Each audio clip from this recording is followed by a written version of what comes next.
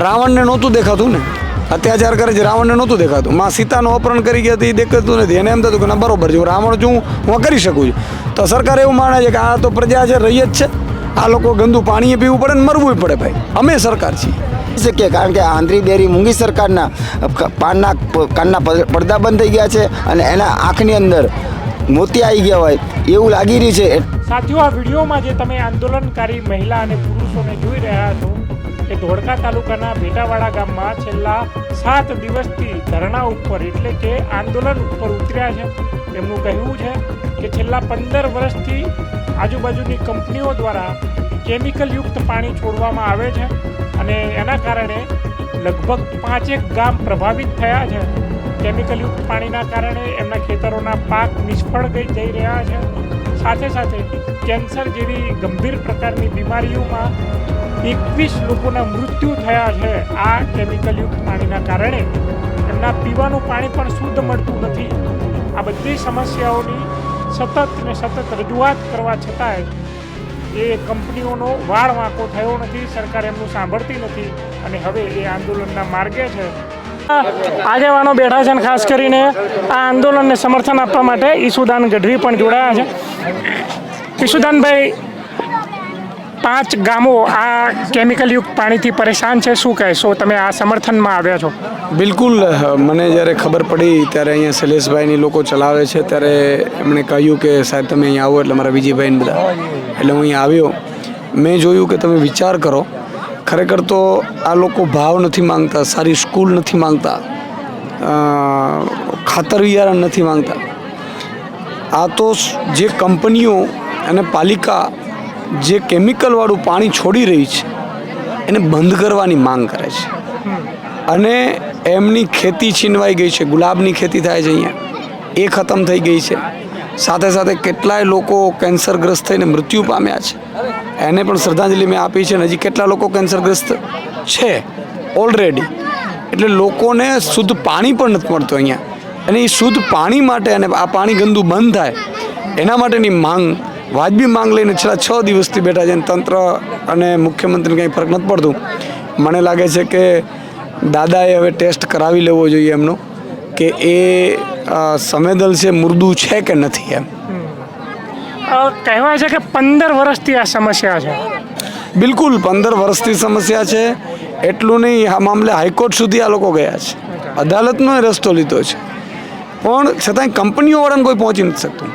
તમામ ગામના લોકોને નરી આંખે દેખાય છે. વિપક્ષ તરીકે તમને નરી આંખે દેખાય છે, આંદોલનકારીઓને નરી આંખે દેખાય છે. સરકારને જ કેમ નહીં દેખાતું હોય? સરકારને હવે એવું છે કે ભાઈ મત તો એમને મળી જાય છે જ્ઞાતિ જાતિ ધર્મના આગેવાનોના કારણે, રૂપિયાના કારણે. આ કંપનીઓ જે છે એ કેમિકલવાળું પાણી છોડે છે એટલે એ બચે એની ઇન્કમ, એમાં સરકારને ફંડ આપે અને સરકાર ચૂંટણીના દિવસે રૂપિયા વેરે. એટલે સરકારને અહંકાર આવી ગયો છે. એટલે હવે આ સરકારને આવું કંઈ નહીં દેખાય. બરાબર. આ રાવણને નહોતું દેખાતું ને, અત્યાચાર કરે છે રાવણને નહોતું દેખાતું. માં સીતાનું અપહરણ કરી ગયા એ દેખાતું નથી. એને એમ થતું કે ના બરોબર છે, રાવણ છું હું કરી શકું છું. તો સરકાર એવું માને છે કે આ તો પ્રજા છે, રહી જ છે, આ લોકો ગંદુ પાણી પીવું પડે ને મરવું પડે. ભાઈ અમે સરકાર છીએ. એટલે હવે પ્રજાને હટાડશે, એને ઘર ભેગી નહીં કરશે, પછી મને લાગે છે કે અમે આમનામાંથી છૂટીશું, ગંદા પાણીમાંથી, અને આ સરકાર છે એની આંખ ત્યારે ઉઘડશે. બરાબર. ઈશુદાનભાઈ, આભાર આપનો. અને અહીંયા આપણી સાથે એ આંદોલનકારી યુવાન પણ છે કે જે આ આંદોલનનું નેતૃત્વ કરી રહ્યા છે. શૈલેષભાઈ મેર આપનું નામ છે. શૈલેષભાઈ, શું કહેશો કે તમે આંદોલન કરી રહ્યા છો છેલ્લા 6 દિવસથી અંદર, કેવા અનુભવો રહ્યા પહેલાં? અમને તો અનુભવ છે આંદોલનનો, કારણ કે અમે અગાઉ પણ જે ડરણ ગામની અંદર ખેડૂતો માટે આંદોલન કર્યું છે અને ત્યાં 9000 કરોડથી વધારે લોકોની અમે જગ્યા બચાવીને આવ્યા છે. અને 100% વિશ્વાસ છે કે જે આ ગામની અંદર જે કેન્સરથી લોકો મૃત્યુ થઈ રહ્યા છે અને અમે એ 100% અમે અટકાવી શકશું. આ ગામની અંદર જે પાણી ખરાબ થઈ ગયા છે, અત્યારે આ ગામનું પાણી જે 3000 TDSથી પણ વધારે, જે ખેતીની અંદર 3000 TDS હોય તો એ ખેતીના લાયક પણ પાણી રહેતું નથી. પણ આ ગામની અંદર 200, 300, 500 ફૂટ સુધી જાઓ ત્યાં સુધી 3000ના TDS વાળું પાણી આવે છે. અને આ અત્યારે ભૂગર્ભના પાણી તો ગંદા થઈ ગયા છે. પણ આ જે ધોળકા નગરપાલિકા અને આ કેમિકલ કંપનીઓ કેડિલા, કોન્કર્ડ, ગ્રેમાટિક્સ આવી અલગ અલગ કંપનીઓ આવેલી છે, એના એ દૂષિત પાણીની આડમાં એમના કેમિકલવાળા પાણી છોડી રહ્યા છે. આ ગામની અંદર ઘણા લોકોને ચામડીના રોગ થયા છે, ઘણા લોકો કેન્સરથી પીડિત છે. આવા 5 થી 6 ગામ પીડિત છે અને છેલ્લા 15 વર્ષથી એ લોકો આવેદન નિવેદન ઘણા કર્યા, હાઈકોર્ટમાં પણ ગયા, પણ હવે આ લોકો હારી થાકીને આજે એ આંદોલન પર બેઠા છે. કારણ કે હવે અમારી પાસે કોઈ રસ્તો નથી, કોઈ અમારી પાસે શસ્ત્ર નથી કે આ સરકારને અમે જવાબ આપી શકીએ અને એને અમારો અવાજ પહોંચાડી શકીએ. કારણ કે આંધળી બેરી મૂંગી સરકારના કાનના પડદા બંધ થઈ ગયા છે અને એના આંખની અંદર મોતી આવી ગયા હોય એવું લાગી રહ્યું છે. એટલે અમે અમારા અવાજ થકી આજે આટલી મોટી સંખ્યાની અંદર આપ જોઈ શકતા હશો, ભાઈઓ કરતાં પણ આજે બહેનો વધારે છે. કારણ કે આજે પોતાના દીકરાની ચિંતા હોય ને તો બાપ કરતાં એની માને વધારે હોય છે. અને આવનારી પેઢી અમારો દીકરો લીલો લંગડો બેરો મૂંગો ના જન્મે, જન્મજાત બીમારી લઈને ના જન્મે, એમના અત્યારે જે દીકરા છે એને કેન્સરની બીમારી ના થાય, એના ભવિષ્ય માટે આજે અમારી જે આ મહિલાઓ છે આજે રણચંડી બની છે. અને 100% વિશ્વાસ છે કે જ્યારે મહિલાઓ રણચંડી બને છે ત્યારે 100% જીત પાકી હોય છે. જેમ મા દુર્ગાએ નવચંડી બની હતી એવી જ રીતે આજે અમારી મહિલાઓ પણ નવદુર્ગા અને સાક્ષાત તમને રણચંડી દેખાઈ રહી છે. અને જ્યારે મહિલાઓ આગળ હોય છે તો સરકારને પણ ઝૂકવું પડે છે અને અમને પણ વિશ્વાસ છે કે સરકાર ઝૂકવાની છે. કારણ કે કાલે કલેક્ટર સાહેબને અહીંયા જે અમારા જિલ્લાનો રાજા હોય તે રાજાને અહીંયા આજે અમારી વાત સાંભળવા માટે અહીંયા આવવું પડ્યું છે. અને અમારી જે વાત છે, જે અમારી માંગણીઓ છે તે પણ અમે ત્યાં પહોંચાડી છે. કલેક્ટર જિલ્લાનો નોકર હોય, પહેલાં તો રાજા નથી હોતો, એ નોકર સાહેબના એ કલેક્ટર ભાગ. હા, તો અમે કહીએ છીએ કે જેનો ટેક્સમાંથી પગાર થતો હોય એ તમામ લોકો આપણા નોકર છે અને આપણે રાજા છીએ. કારણ કે આપણા બાબા સાહેબ આંબેડકરે આપણને મતનો અધિકાર આપી અને આપણને રાજા બનાવ્યા છે. એ આપણે 100% આપણા નોકર જ છે.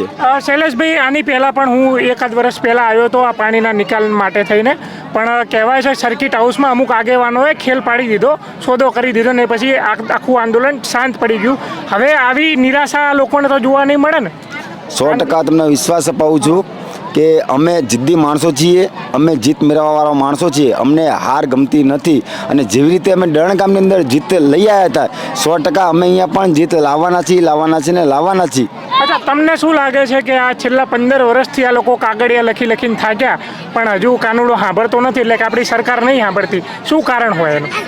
આમાં એવું હોય કારણ કે નીચલા લોકો છે ને ઉપર સુધી વાત ના કરતા હોય. કારણ કે એમને અહીંયા મલાઈ મળતી હોય, કંપનીઓની અંદર પૈસા મળતા હોય, આઈસ્ક્રીમ મળતો હોય, તો એમનો ફાયદો થતો હોય તો ઉપર કેવી રીતે કહે? કારણ કે એમને ચૂંટણી તો લડવી ને, આવી કંપનીઓના પૈસા તો લોકો ચૂંટણી લડતા હોય અને એ પૈસા અમારા આવા ગરીબ લોકો હોય એમને 594 અને એકાદી સાડી આપીને ભરમાવી અને અમારા વોટ લઈ જતા હોય. એટલે એ લોકોને ખબર છે કે આ લોકોને અમે 500 ગ્રામ ચવાણું દારૂની પોટલી આપશું એટલે અમારી પાસે વોટ આવી જશે. પણ દારૂ અને ચવાણું લાવવા પૈસા કોણ આપે? તો કે કંપનીઓ આપે.